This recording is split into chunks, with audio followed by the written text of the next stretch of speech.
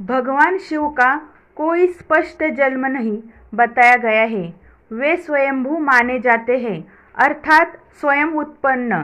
वे सृष्टि के पहले और अंत के बाद भी रहते हैं। पुराणों के अनुसार जब कुछ भी नहीं था तब केवल निराकार ब्रह्म था और उसी से शिव का आविर्भाव हुआ। शिव का रूप विरोधाभासों से भरा है। वे स्मशान में निवास करते हैं मगर जीवनदायिनी शक्ति के पति हैं। वे भस्म से सने रहते हैं परंतु करुणा के सागर हैं। उनके मस्तक पर गंगा बहती है और जटाओं में बंधी रहती है। तीसरी आंख उनके तप और ज्ञान का प्रतीक है।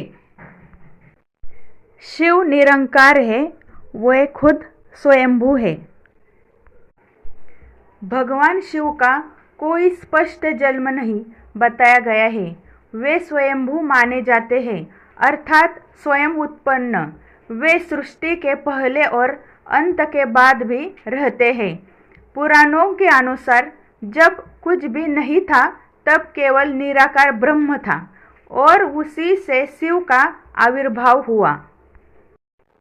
शिव का रूप विरोधाभासों से भरा है। वे स्मशान में निवास करते हैं मगर जीवनदायिनी शक्ति के पति हैं। वे भस्म से सने रहते हैं परंतु करुणा के सागर हैं।